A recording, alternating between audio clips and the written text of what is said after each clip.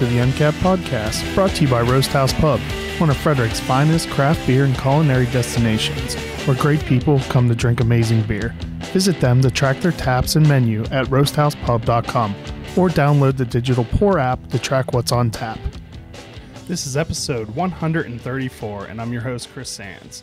Today we're joined in studio by Justin Tarnow, or Professor Tarnow, who heads up, that's accurate to say, heads up the Flying Dog University, which is a cool program that Flying Dog does, teaching basically everything about beer from every aspect, right? Yeah, I would add to that as well. It's not just beer, but it's also the culture around beer too. So we've got friends in like cheese, charcuterie, cigars, almost anything that kind of fits into the world of craft beer as well. But even though those classes too are beer centric, sort of, right? Like pairing with beer, or is it just purely about cheese mongering? And well, when you talk about at least some of these things that we've talked about so far, like chocolate, cheese, charcuterie, cigars, those are all fermented products. So there's a lot of, you're right. And, you know, when we're having a beer and cigar class coming up, of course, the majority of the focus that night is going to be tobacco, where it's grown and how it's treated. But yeah, a big part of it is the parallels between fermenting tobacco and sourcing these ingredients and how they work together. I think it must have been like 5 years ago now. Yeah. Flying Dog teamed up with CAO to do that pack of cigar pairings. Yep. That was probably the last time I actually smoked a cigar. Those were so good. Yeah. That event was awesome. Yeah. No, it was a fun pairing, and yeah, those were based off of we basically were given these things called blanks, where most cigars actually have like a blend of different tobaccos, but these blanks had just one tobacco in them. So they were basically handing us these versions of cigars that we could isolate the tobacco and figure out which tobaccos work, and then they came up with actual blends that then worked with some of our core beers at the time. So yeah, fun project to be around, and kind of the inspiration between a class that we've now done 3 years in a row. So let's take a step back and talk about you a little bit first, because you did some cool stuff before you started working at the brewery, right? Yeah, I was. I've just been a huge fan of craft beer for quite some time now. I remember, when import beer was some of the coolest things you can get your hands on, and then I kind of taught myself how to home brew in like the mid 2000s. And then the next thing you know, I'm trying to get a job up there because I really was hungry to learn more about beer and be able to teach more people about beer. But yeah, I've worked in brew pubs and ale houses and run, beer infusion programs and did all their staff training there. So teaching about beer, I feel like I've always kind of been it. But having an official beer professor title is, you're right, something in like the last 5 years or so. When did you start at Flying Dog? So this July it'll be 6 years for me. So that was 2013. Yeah, I'll let you do the math. Yeah. When you started there, was it for this job, or have you grown into this? I don't remember. A little bit of both. Flying Dog at the time, they knew they wanted to run a beer education program.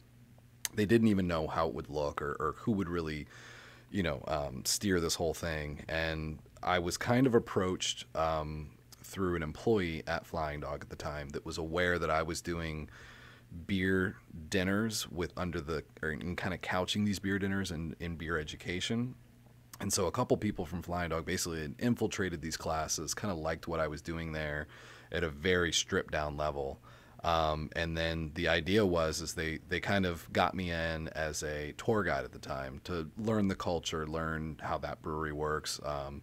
And then from there, we built the program. So we always kind of knew that this was something that they were going to look forward to. But yeah, at the time, you remember back when what now is the classroom was the merch room. Yeah. So we had to move all that merch out and completely redesign some things and turn that into a classroom. And yeah, now it would seem strange to not have those desks in there, I think.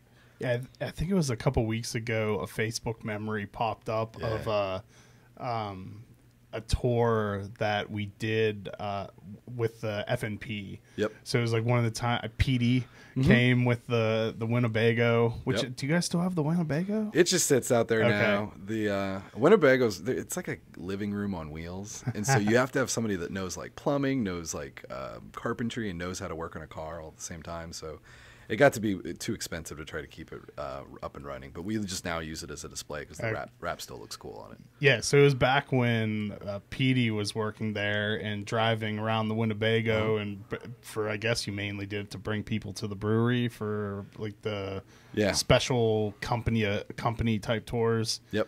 So we came in one of those, and I think it was because this is the second Winnebago, isn't it?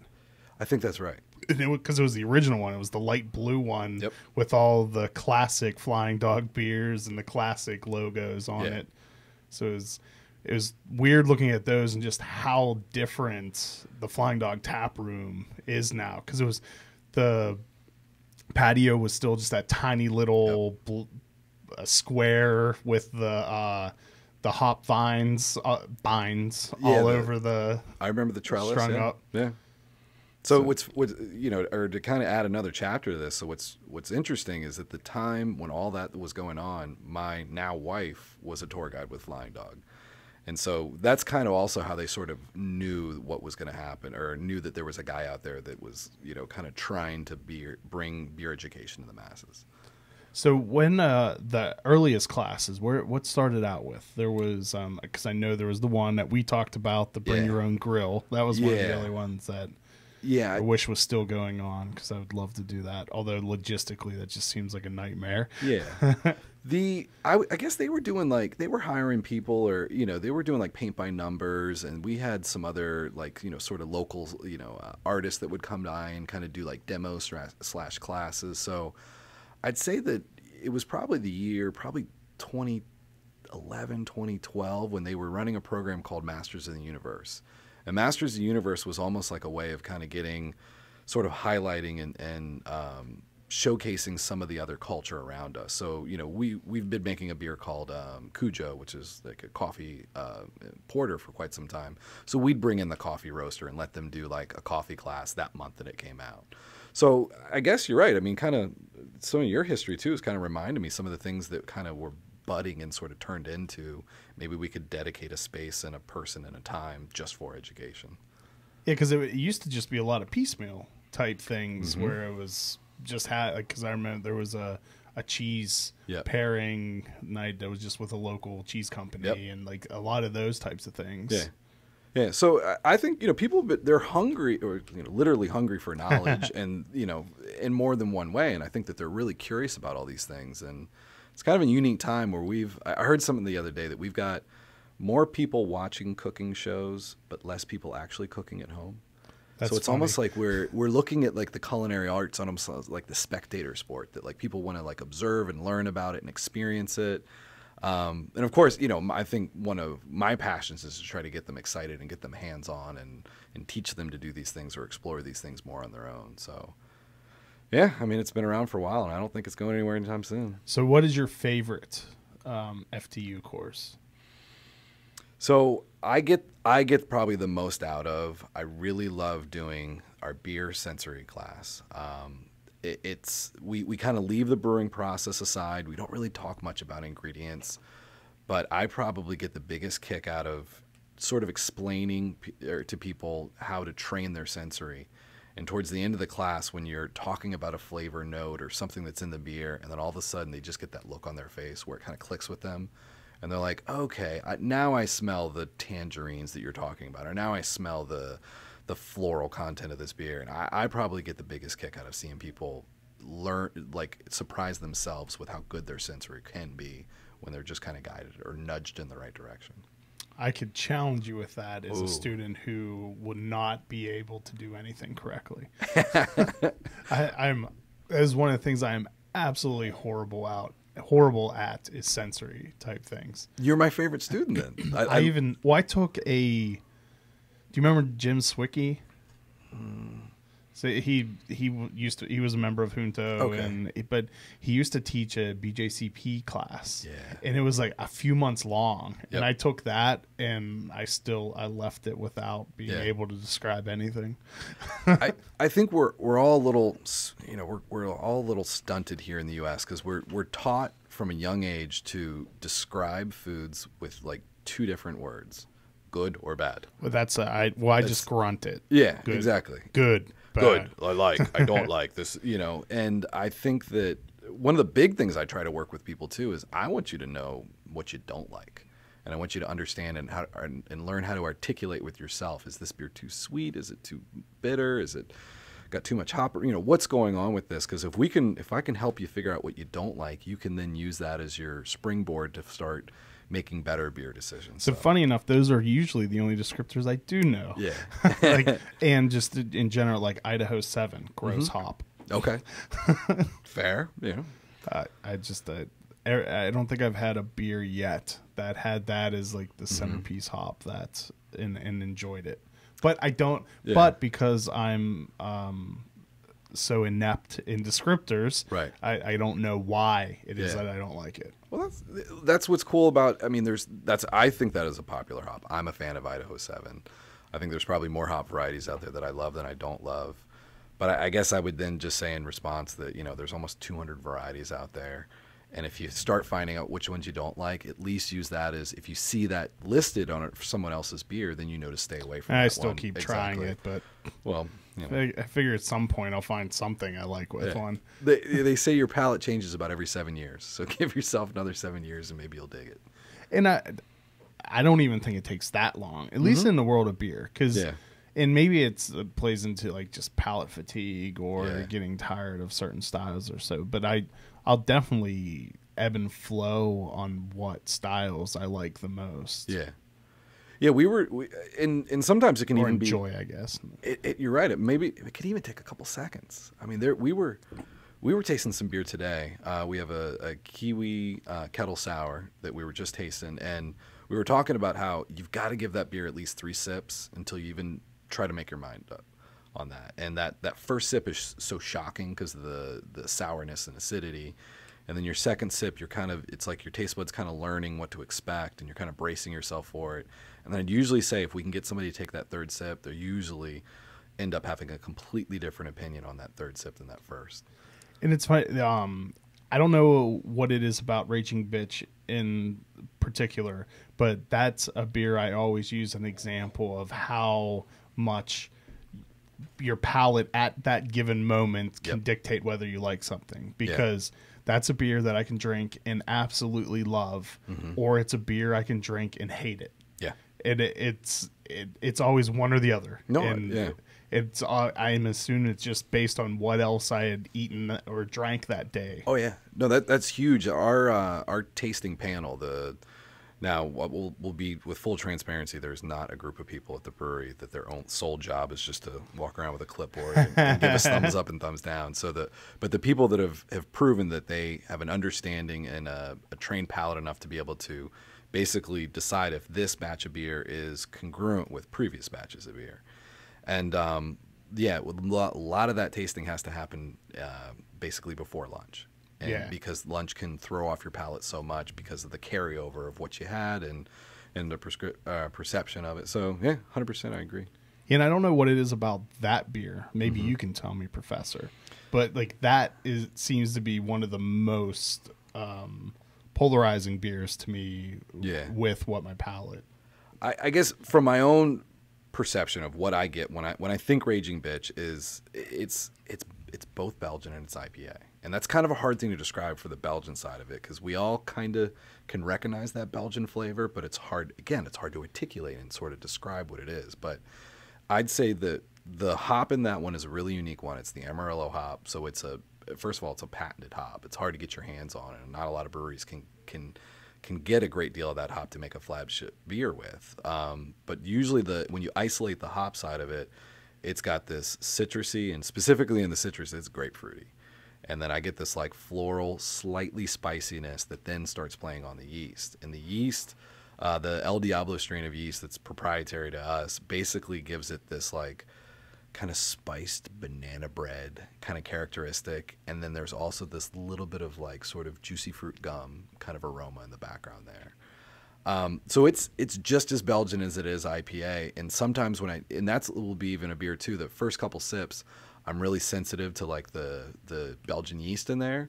And then towards the end of it, I'm getting a little bit more of the Amarillo. So I feel like that's a beer that almost every time you take a sip and put the glass back down, you kind of pick up on something different. So maybe based on the day you've had that particular day and your mood and the way the sun, moon, and the stars are lined up, I think you're probably just gravitating towards different parts of it.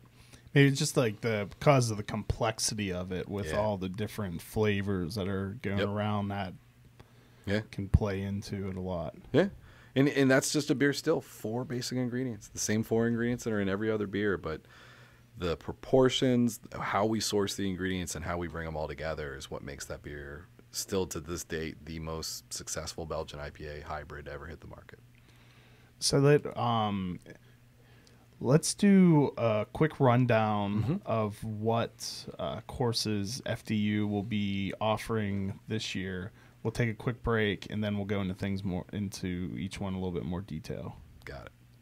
So what do you have coming up? So we're going to be doing the Foundation of Beer class, is what we used to previously call this one Beer 101. We dropped the numbers recently because we didn't want people to feel like they had to take it in order.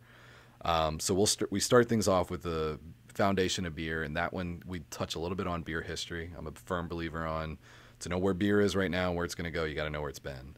And then we'll do an introduction to the classic 4 ingredients that every brewery is using, and then we'll go over some basics of the brewing process, and then we'll finish things up with a tasting on some classic beer styles. So we'll do a pale ale, an IPA, a stout, maybe throw a wheat beer or a lager in there. Right after that, we're one-upping ourselves with doing a pairing beer and cheese 2 class. So we've been linked up with our friends Chris Affuli's Cheese Shop for quite some time now. And they do a fantastic job of introducing what the 4 ingredients of cheese are and how cheeses come together. But we do some sort of basic cheeses that night. On this one, we're going to be pulling out the stinkier, the bolder, the meltier, the gooier cheeses, and basically pairing them up with even more rare beers that you wouldn't come across as often as far as our offerings go. We do beer geek tours the first Sunday of every month. It's an hour-and-a-half long tour where we will start in the brew house, and we'll open up some equipment. And if the equipment's filled with ingredients, fantastic. We get to see things happening in real time. And if the equipment's empty, it's kind of cool to see all the moving parts. We'll go to parts of the brewery that I bet you there's a bunch of employees that don't even know exist. We're going to be doing beer and pickling again with our friends over at Sweet Farm. Again, we love the parallels between fermented products. As far as, pickling was a necessity. In order to survive back in the day, you had to preserve food, and beer was kind of a necessity, but now they're both luxuries. So they were important then and were just as important now for having fun. Craft Beer Explained is what we used to call the 201 class. And that one is basically a crash course in what is craft beer. Where do all these extra ingredients come in? How do you get beers beyond 8% in alcohol? Aging beers, beer versus wine, and things like that. We're going to be linking up with our friends again over at Key City to do Tat Brew. And we saw that there was a huge connection between the culture of people that tend to have a lot of tattoos and loving craft beer. And we look at both as an art form. So we felt as if that we could really reach out to our friends and let them sort of showcase and highlight what makes a great tattoo artist. We're going to be bringing Real Ale class back, where we'll go over the history of cask condition and bottle condition beers. And in the class itself, every single student we're all together going to build a firkin that everybody's then invited to come back and taste. We've been doing the Cooking with Beer class once a month with the chef over at the Kitchen Studio Cooking School. And then my favorite one that I was talking about is going to be September 7th, the Beer and Sensory Training. And then we got a brand new one this semester, Beer Etiquette. And beer etiquette is basically just going to make sure that makes people feel more comfortable with beer, and maybe they're performing some beer faux pas at home, and we want to sort of guide them through that. Glassware, shopping for beer, storing beer, aging beer, throwing a beer-centered party with your friends or dinner like that. So all kinds of neat things. And then the last class will be September 28th. We're going to be doing an Oktoberfest that basically talks about how Oktoberfest got to be the biggest fair in the world, and then the transition between how the Germans were, basically holding down, making, as a culture, they were making some of the best beer for hundreds of years there, and how did American craft breweries pick up where they left off. Cool. Yeah. All right, so let's take a real quick break to thank our sponsors, or sponsor, I guess, right now. And then I have some specific questions about some of these classes that we can talk about. You to our presenting sponsor, Roasthouse Pub, which is located at 5700 Urbana Pike in Frederick, Maryland. If you have listened to this podcast before, you have definitely heard me go on and on about the beer dinners that Chef Nico creates. Simply put, they are amazing. But Roasthouse Pub has much more to offer. Their friendly staff is knowledgeable about beer and will help you choose from among the 20 beers they have on tap. In addition to the awesome beer selection, the food is always amazing. Make sure to follow them on Facebook and check their website at www.roasthousepub.com to keep up to date on their constant stream of events. So for the foundations of beer, it says a rigorous exploration. So how far back, like where do you start out? Like when... With history? Yeah. So we basically start off with the way that we believe, or most scientists now believe, how beer was discovered. So we start off with that. Basically, every great discovery pretty much starts as an accident. So we talk about how, people were probably storing grain. Somehow that starch in the grain got converted into a sugar. Once we got a sugar, a wild yeast landed in there, and it didn't take long until cavemen decided, not only do I like the way that this tastes once it's fermented, but I love the way it makes me feel. And then the next thing you know, beer was then basically a food source because of the preservatives that naturally occur in beer. And then, we basically... And then the calorie, the caloric value, all the nutrients in it. And it wasn't going to kill you because it wasn't stagnant and full of bacteria. Yeah. So, almost every single civilization, almost every culture throughout the world has got some form of a grain-fermented product or some form of a beer. And then, we go right through up until Prohibition and how our outlook on... obviously we don't agree with what happened during Prohibition. I'm glad I wasn't alive during it, but we have some really interesting outlooks on how much we think it actually helped all craft beer. But is that you have to take the class to find out? Or? I could give you in a nutshell. A quick synopsis of why. I would basically say that, I think the most interesting fact about what Prohibition did for us, when you think about it, we've been recording music more consecutively here in this country than we've been brewing beer. So there was something that happened in beer culture where there was a little hiatus, there was a reset button, and I think that that's why now we've got cultures that were making great beer. European beer was considered to be superior to American beer, and at times it was true, but nowadays it's not true because we're not brewing beer this way because of tradition. We're brewing because of our philosophy. So I think that little reset button, I think actually nowadays is a good thing. Oh, that if we would have just continued on, it could have been still in the same place of you brew a Pilsner, you brew a English IPA and all the classical styles. Yeah, because when you think of English beer and again German beer, a lot of those breweries have been around for a long time and they're just keeping traditions going. And there's nothing wrong with that. They're doing a fine job with that.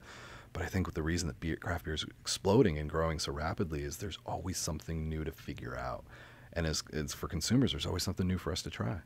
Yeah, I recorded an episode with a guy from Ellicott City that owns a brewery in Germany. A few weeks.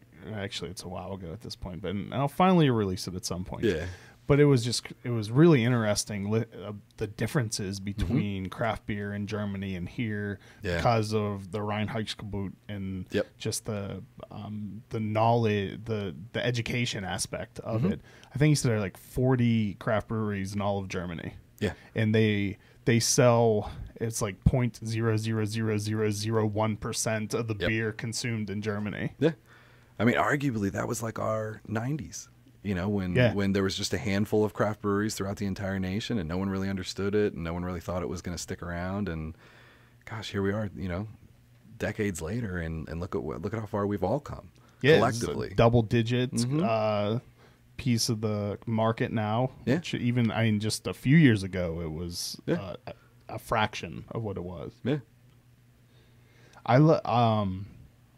I really at some point want to get, I can't remember her name now, but the woman who works for the Smithsonian as their beer historian. Yep. I would love to have her on at some point and talk to her. I think she's extremely interesting. Oh, there's no way she can't be. So the pairing beer and cheese, I would assume that's pretty self-explanatory. Yeah, we're, like I said, we've been doing a pairing beer and cheese 101 class for a couple years now, and each time, we basically wanted to keep. There's so much to learn in the world of cheese, and we wanted to keep this idea fresh. So people that have already come in over the years and done the 101 class, we basically wanted to offer a sequel to it that sort of, again, steps it up, and the beer will get to be more interesting, and of course the cheese is going to be more interesting. And yeah. So who picks the pairings? So it's a collaborative thing. Usually what we do is I'll show up with a bunch of cold beer over at Chris Foley's. We'll show up just after their lunch rush, and we usually just sit down at a table, and they'll start bringing out cheeses that they know will be available, because cheese has a seasonality to it as well. And I didn't know that. Yeah. Cheese is fascinating. I've been shocked at how entertained I was by watching documentaries about cheese. Man. That's when you know you got old, right? Yeah, and that maybe that is just too. I'm extremely boring, but like it's just so much of, especially like some of the ones that have to originate from Europe, like the history behind them, how complicated it is to make it. Oh, yeah. Yeah. If you think about it, the cheese it comes from milk, but not all this livestock is producing milk year round. So if there's there's a seasonality to when the animals are going to basically be feeding, their young, and there's a seasonality to when you can actually get the authentic fresh milk. And then the creameries around the area would have the challenge of, well, do we freeze the milk and then thaw it back out and continue to make cheese? But clearly once milk's been frozen, there's going to be a different characteristics going to come along with that. So yeah, there's a seasonality to all these cheeses, and kind of almost like what you're probably a little more used to in the beer world, where there's like one-offs. Yeah. Or there's one opening a year that barrel-aged Gonzo will be available, and so there's some of these cheese companies do things that are similar to that. Or there's still a few breweries that do it where they'll have a beer that's timed perfectly with a certain hop crop when it's harvested. Yep. Or a certain holiday or time of year or something like that. So yeah, there's a lot of that. So yeah, they'll break out a bunch of cheeses that they're excited about and know will be available for whatever time of the year the class is going to be, and then it really comes down to, we know we've struck gold. We know we've hit a great pairing when you take a sip of beer, you get a bite of cheese, you get another sip of beer right after the cheese, and your feet start moving around. And so that's where there's just something that the two, I almost like to say one flavor plus one flavor will give you a third flavor. So it's that overlap between the sip of the beer and the bite of cheese that will be remarkable, and you'll really remember it. Or sometimes we'll just look at each other and we're like, I don't hate it, but I don't really love it. Let's keep going. And then we'll open up another beer. And then eventually you'll start finding some that work really well. I feel like that's something that takes true talent to be able to come up. I mean, I guess you could do it by accident. Yeah. But some people are just really, really good at pairing beers together. Yeah. With food.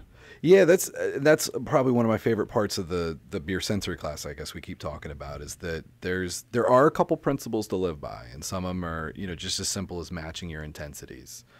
So the bolder the cheese is going to get, we're going to need a bolder beer to hold up to it. That doesn't always work, because sometimes you want a refreshing, lighter beer, maybe after a bolder cheese, to kind of break up that.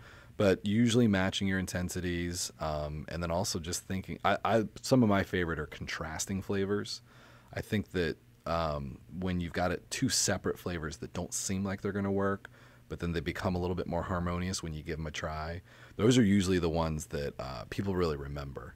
So if you can describe, maybe two different flavors that don't seem like they're going to work well together, but then when they do come together, they're awesome. There was there was a woman who worked at Flying Dog forever ago named Gwen, who had the title Sensory Goddess. Mm-hmm. I think she was vegan, maybe, and somehow she still did perfect, amazing cheese and beer, and I think she even did a wing a wing pairing once. Yeah. And like the way they went together was amazing. So I guess it was just simply she had the sensory knowledge and vocabulary that she just needed to know what the descriptors of something was to pair them together perfectly. Because I did a cheese pairing with her once where it was a beer that I typically don't like at all, a cheese that I hate, and together it tasted phenomenal. It's my favorite. I love, whenever I can get a student to say something like that, like, I don't like these things separate, but together they work. Super tasters are real. It's a real thing. There's even a test that we're thinking about doing, like a 200 level beer sensory class. And is that when you do the strip and it? A couple different ways you can do it, but there's a strip, and if it tastes like nothing, you are at the low end. If it tastes kind of bitter to you, you're like right in the middle, and if it's so bitter that you can't stand it and you got to take that strip right off your palate and you need a glass of water, you are now in the super tasters. I need to get one of those because I'm pretty sure that I would not taste anything. Again, I think most people would probably land right in the middle, but it can be a thing, and that's just analyzing your taste buds. In addition to that, I think that there are super smellers. I don't know if there's a test out there for them, but there are clearly people that their job is to, blend perfumes or lend their sensory to the culinary world. And certainly there are some people that just have a heightened sense of that. So I don't know if it's something I'd want to wish for, because could you imagine how awful Thanksgiving dinner at the in-laws is going to be? You're a super taster, and you're focused on every little detail. Or if you're like a super smeller, just like normal life has got to probably be miserable. Yeah. If it's something, you go to the gas station and you can't get over that overwhelming aroma, or you're right.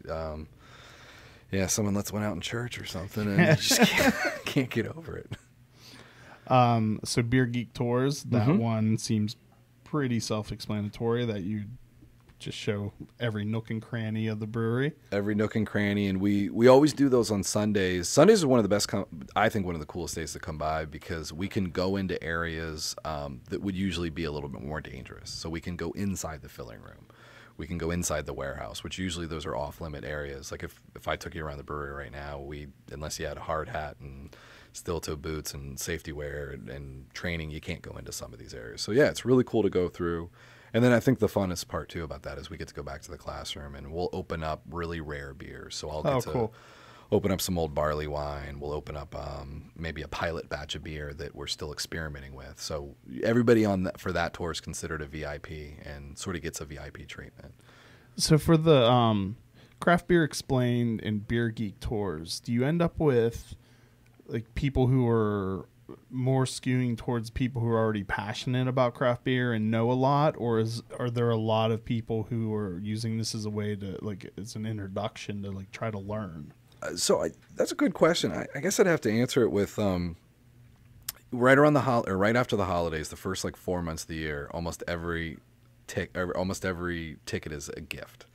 So, you're the craft beer drinker in the family, and somebody buys you something for the holidays. And so the first couple of months, it's kind of always, my daughter-in-law bought me this, or, my son got me this. And all they know about me is I like to drink beer. And so I guess, as the beer person in your family, it's probably just, it's something that maybe they wouldn't think to get. So we get a lot of those. And then it gets to be kind of class specific. We have this huge following of couples that loves the cooking with beer classes. And so it's almost always people in pairs of two, and it's kind of their date night. They got a babysitter for the night. It's usually, he likes to cook and I like beer. And, we get a lot of those. But we also get a lot of folks that they think that they can test out of like the maybe 100 level class. They'll come into the craft beer crash course. They're a home brewer, or they're aspiring to open up their own brewery one day. And then they end up taking the ones after it. Then they go retro, and then they'll take the ones before it that they thought that they could test out of. So we get a lot of those too, and that's again part of the reason we got rid of the numbers. Is we wanted this to be fun. This is about beer appreciation more than anything. So whatever class you think is interesting to you, that's the one we want to get you in. We don't want to feel like there's a prerequisite for any of these. So cooking with beer, which I recently took, which is awesome. It's fun. Because as amazing as you are, Christine Van Bloom is just as amazing. Oh, so you have more. So you have the 1-2 punch, and anyone who takes it, I advise to not eat that day at all, or maybe even the previous day, because it is a lot of food. And as much beer as really you could safely drink. Yeah. I think the class that you did with us, we probably at least pulled out 10 different probably recipes or so, or beer brands, I would say. Because there was the beer that was used in each recipe, and then you did, I don't know, just a beer for the hell of it in between each recipe. There were, everybody was, well, it was supposed to, everybody's in their own station, and even though you might not have been working around that station, I was grabbing you beer that was being incorporated. So I want you as a student to taste the beer as a raw ingredient and kind of treat it like that. And then see if you can then pick up and understand how that beer changed the flavor of the food you're going to eat when it is time to sit down and eat.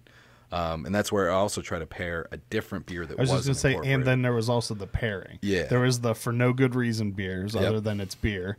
The ingredient beers, and then the pairing beers. You don't leave thirsty. No, not even a little bit. So I love that class. And so also conveniently, there's a hotel right next door that you may as well just. We planned that perfectly. So you should probably just book a hotel room there also, or Uber there. Yep, no accident. Yeah, we've been doing that class for a while. Chef Christine, you're right, she is a personality.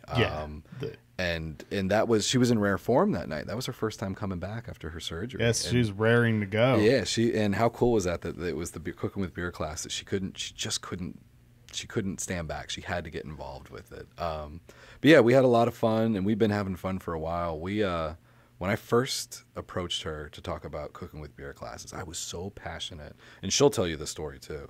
I was so passionate about the quality in beer. Keep it cold, keep it out of the light. You gotta, treat your beer like you would milk.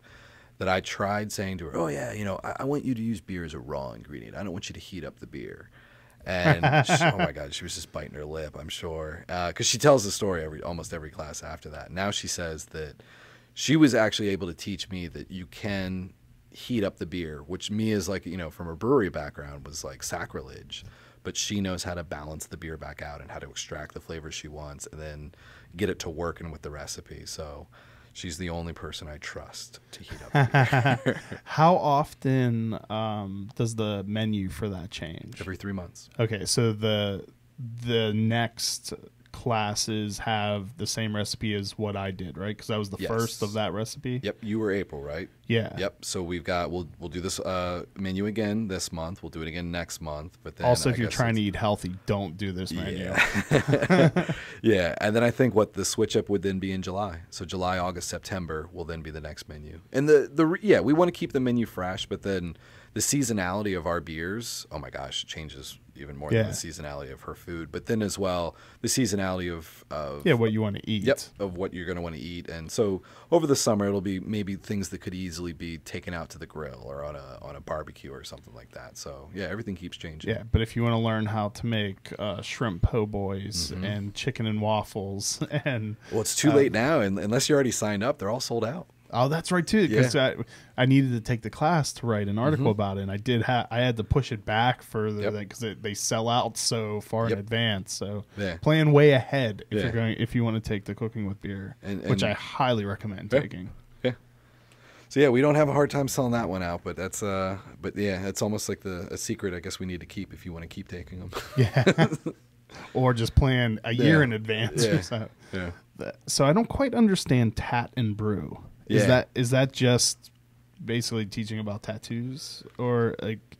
So we wanted, again, the idea for us. So we were one of the first breweries that I'm aware of that we started kind of noticing tattoo culture and being open and upfront with it. There's a lot of people at the brewery that are heavily tattooed, and we are just fine with hiring people with tattoos. You know, we don't judge with that. And then we started noticing that our employees were all getting Flying Dog branded tattoos. They were either getting the Batwing logo, or they would get some other piece of artwork that we use. Does Flying Dog still have that policy to give a discount to anyone? You with see where I'm going with this. Yeah. So we started then, just, you know, kind of reaching out and saying, well, you know, anybody that's you know, loves us enough that they want to put one of our, you know, art pieces on them forever, we started giving them a discount in the tasting room. Once that started taking off, we didn't know that they were going to do this, but for our holiday party, they hired the guys from Key City to make a pop-up tattoo parlor in our classroom. And during the holiday party, anybody that wanted a tattoo would be on Flying Dog's tab. Oh, cool. So I ended up getting the Dead Rise crab on my arm, 2 beers into the night. Graham wants you to hold it up. Here, can we get it? Higher? There we go. So yeah, I ended up getting the Dead Rise crab, and I kind of started, as I'm sitting there talking with the guys, I was like, I would really love to do a tattoo class with you in this classroom. So we just kind of used the time to sort of lay down the foundation, because I think it's an art form, and I think it's cool. And Well, it definitely is. Yeah. So do you go into like the history of tattoos and like, or is it more of like the cross culture parts of it? Like, yeah, we start with the cross culture that, you know, today, in theory, you are just as likely to have your car worked on by a heavily tattooed person as you are to maybe get surgery by somebody that's heavily tattooed. So we've kind of the whole idea of, you know, nothing but criminals or riffraffs get tattoos. I think that's gone, and I think we're starting to. I think we're all. It's becoming more mainstream. So it's almost a very similar story to brewers and beer itself. It was looked at as like a blue collar beverage. Yeah.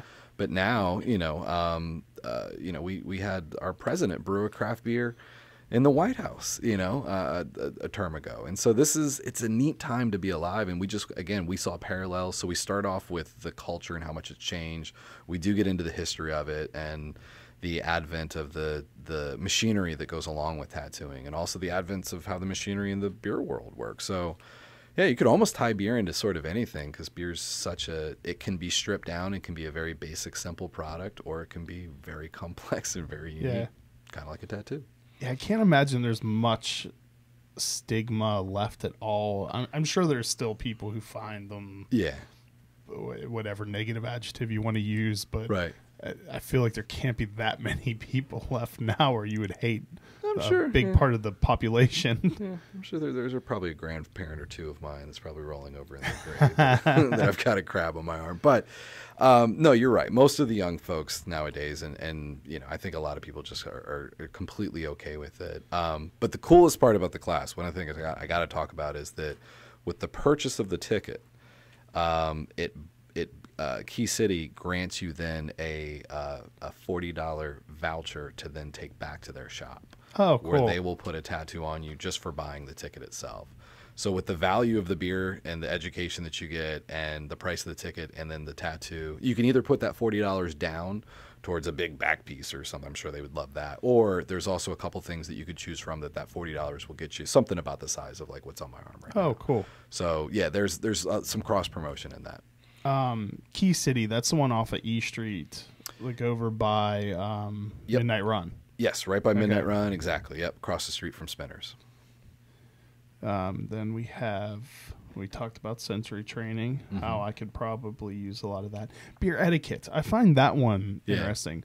So what are some of the faux pas that you would say are some of the biggest ones? Well, most of what I always try to, I'm a beer fan, and I'm a beer consumer myself. I go out, and believe it or not, I buy beer from other breweries because I want to see what's available. I want to see what I can be inspired by. So there's a certain method to my madness when I'm searching for beer, either in a bar or a restaurant or at a beer store or a grocery store, and take something home.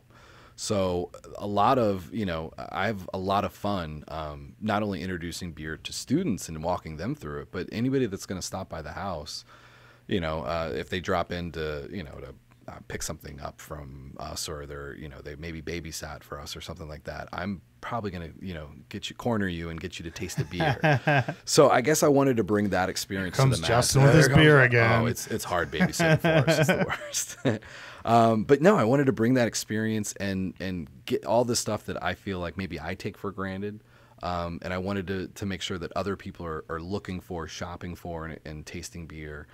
Am I putting the beer in the right glass? And what is a beer clean glass? So how much does that bother you if you see someone like drinking an IPA out of Pilsner glass? So the best way to answer that is slap it out of their hand, and these are they're good, better, best scenarios. It's good having a beer. And it's just, I'd rather have a beer out of a bottle or a can than no beer at all. This is the first thing I'll say. So I'm adaptable to situations too. Better would be that I can pour that beer into a nice clean glass. The best would be pouring the right beer into the right shaped glass. So I will do all three. It depends on what it is. If we're fishing, yeah, I'm going to drink right out of a can. That's fine. But once we've caught something and it's now time to go home, that's where I can elevate it and make the best out of every situation. So I guess it's that I want to help everybody with. Have you ever taken a tour of Heavy Seas? I haven't been there yet. So I think Hugh still does them. Mm-hmm. So you can buy tickets for tours that Hugh Sisson, the founder of Heavy Seas, gives himself. Mm-hmm. And I think I've taken 2 by him. In both times, he gave a passionate speech about why you should never drink out of a bottle. Right. And it's just hilarious. Yeah, I mean, I understand the principles, but again, if we're out at a picnic or a barbecue or something and there's no glasses whatsoever, are you telling me my option is no beer? Yeah. And I guess that I would argue that with you. But I wouldn't want to argue gravity with you. I would, whatever Hugh says, I'll take. Bottle or can or a red Solo cup, which one's better? Out of all three of those, the red Solo cup's going to be the best. So So what's happening with out of either the glass or the bottle here is that the bottle traps in too much aromatic. And I apologize, that glass was not beer clean. No, it's fine. Well, again, it's better than no glass. So you basically want to get it into a glass because there's basically these invisible molecules that are drifting off the beer that you want to have go into your olfactory senses and pick up on the aromas. And it's just harder to do when it's coming out of either a bottle or a can because the opening is literally bottlenecked. So especially once you're about halfway through too, those aromas are going to get up towards the top and they're just going to stay stuck inside there. So there's this beautiful cloud of beer perfume inside this bottle right now that it's just not coming out. Yeah, but Heady Topper specifically tells me to drink it from the can. They sure do. And I have a theory on that. So we've got to give them credit, give credit when it's due. I think that that's an admirable beer, and I think that was the first time that we as brewers, I'll kind of throw us all into one category here. I think that was one of the first time that we as brewers were trying to say, don't worry about the way it looks. Yeah. Focus on the way that it smells and tastes. Yeah, well, it didn't want to freak people out because there are chunks floating around it. And unless you're drinking a bottle-conditioned aged Belgian, which if you're buying that, that there can be things floating around if you don't pour correctly. So I think that they were very innovative. They came up with a brand new idea, and I think they were just being smart with 10 people. That was more for snark's sake then. Yeah. So it's a cool beer, but no, I pour it into a glass. So do you give? Is that also like? Are you giving the list of like here are the things you do at a brewery that everyone hates you for, or?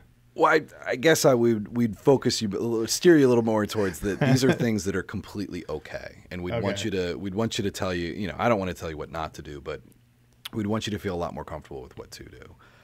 But there could be a couple things in there that we would say that by the way, it's not so much. I'm not worried about teaching people how to give our bartenders the best experience. It's about their experience because it's their day off, and they drove out to see us, so I want them having a good time.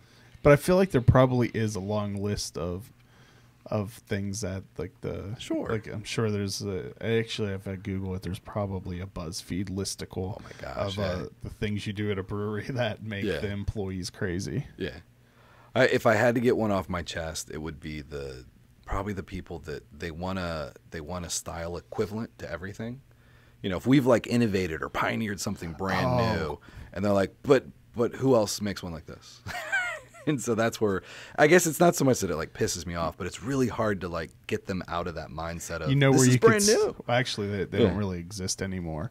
But you could just send that person to OC Brewing. Yeah. Because Graham and I were forced there to go once, and the horrendous flight of beer that we received, that's how each one was described to us. This is our version of. Oh, wow.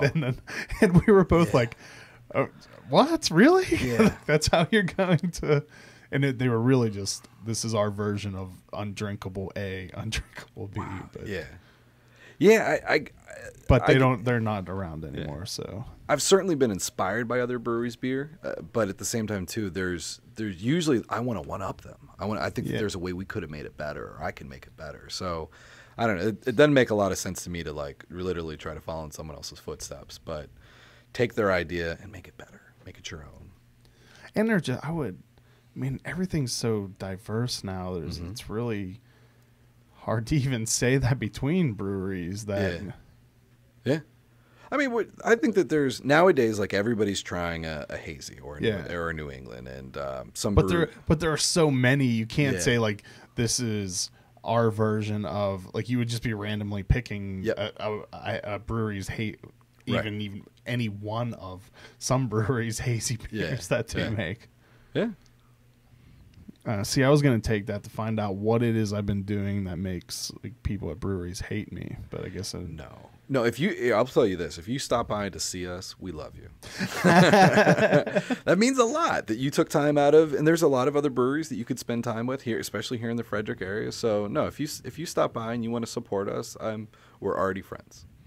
So where can people go to find the rundown of all the classes and sign up to buy tickets and whatnot? The easiest, if you just want to type in flyingdoguniversity.com, that'll take you directly to where the current class list is. Or if you just go onto the regular Flying Dog Brewery website, there'll be a visit section.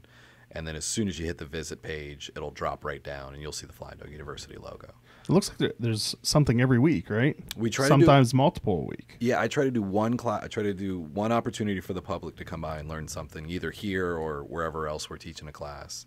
And then, in addition to that, I'm out hosting beer dinners and taking the education to retail accounts, wholesale accounts, and just every day. So I would have, had you told me 10 years ago that I would be a beer educator and that would be a career, I would have never believed you. We had some guys come by the brewery the other day, and they basically were they've worked with a lot of different breweries. And when they were asking me, okay, well, what do you do here? And I'm like, oh, I'm a beer professor. And of course they look at you like you're crazy.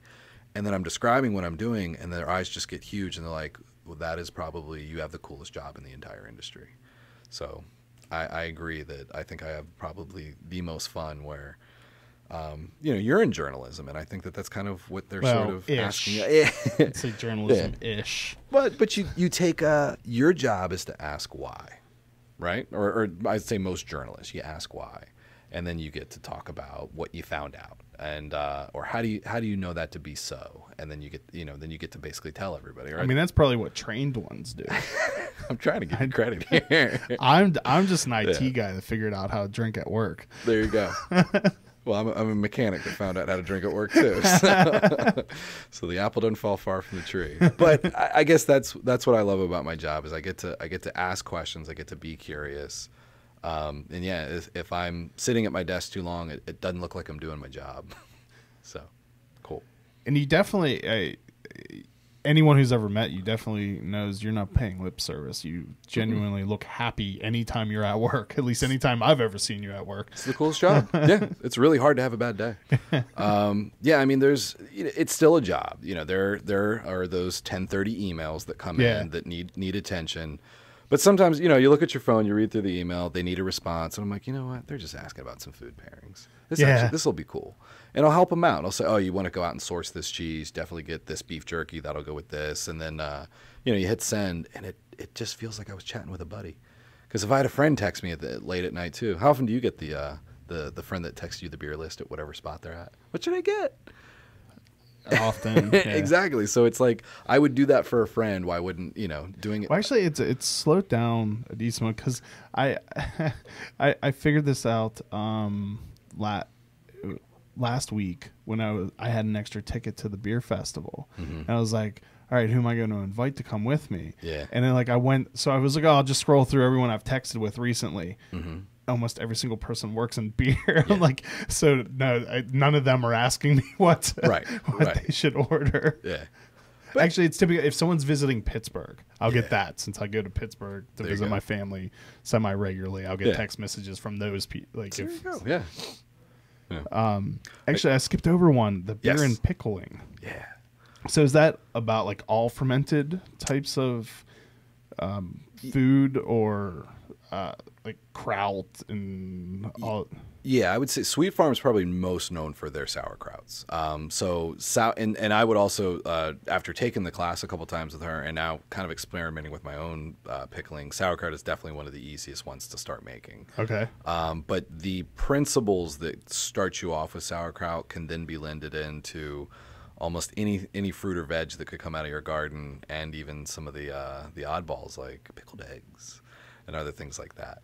So yeah, it's everything starts off with pickling food was a necessity, brewing beer was a necessity, but we've held on to these things partly because they're baked and brewed into our DNA, but then as well they're now luxuries today. We've refined these things. People probably thought that your jar was being anointed by fairies if it stayed preserved and didn't make you sick. Where nowadays we understand what microbiology is acting in there. So it's cool to kind of take an ancient sort of almost lost art, modernize it, and get people excited to try this at home. Our being the Frederick News Post's parent company, one of their magazine arms, just released a magazine named Fermentation, and it's about all fermented beverages and foods, and so I don't remember the date of it now, but to launch the magazine, they're going to have a fermentation festival in Seven Springs, up in a little south of Pittsburgh, or southeast. Yeah, there's Bon Appetit's got a YouTube channel, Brad, It's Alive, where everything he does is just fermented foods, everything from gochujang to these sourdough to kombucha to anything that's fermented. And we don't give fermented foods enough credit. It's almost 30% of the food that you eat from day to day was at some point fermented. Huh. Yeah. I wouldn't have. So I would not have guessed that. And almost in every single scenario, we're unlocking nutrition, we're adding to the complexity of the flavor, and basically adding a lot more depth to the food too. So something like salami is actually a raw product. You're not using heat or energy to cure it. You're using microbes. And so, I love working with all these guys. And so, all these partners that we've got, I get just to learn about all these things that would be fun to learn about anyway. So, again, hard to have a bad day. So I highly recommend that people take the Cooking with Beer one over all the others. But that's purely just because that's the only one I've taken. Yeah. Although I feel like I've had like bits and pieces of experience of maybe all the other ones through all the different things I've done with Flying Dog over the years. But I know that I can vouch for the Cooking with Beer class as being amazing. The classes go anywhere from, I think our least expensive one, the $15 Beer Geek Tour. The Cooking with Beer is a little bit more pricey because of the staff and all the food and everything that goes into that. Well, the foundation of beer is only $5. $5, exactly. Yeah, we started that this last semester that we wanted to.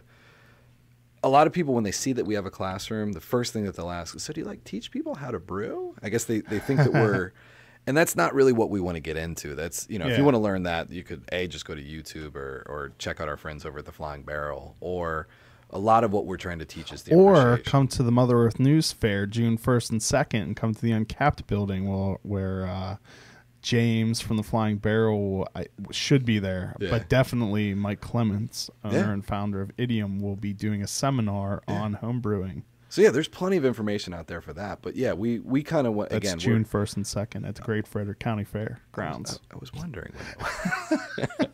But no, we want to teach beer education, and we're a beer appreciation, and basically enjoy spirits and beers from 12. of Frederick's finest producers. Sorry, go ahead. What were you saying? And I think there was free parking too. Yeah, free parking. No, parking. no. Yeah. I think there's it's like one of those. The Boy Scouts are doing it, and it's a like suggested donation. So it's free if you're a bad person. I guess I'm a bad person. Do they take canned goods? Yeah, or for free with. Actually, I'm gonna stop because someone will show up with like a can of beans. I'm like, I heard Chris say that I could park for a can of beans. So no, it's or somebody bring them a can of beer. Yeah. Well, I don't think you want to be the Flying Dog employee that gets turned in for handing a can of beer to a Boy Scout. Right. So we'll just go ahead and say that no, there's not. The parking is whatever is posted. There you go.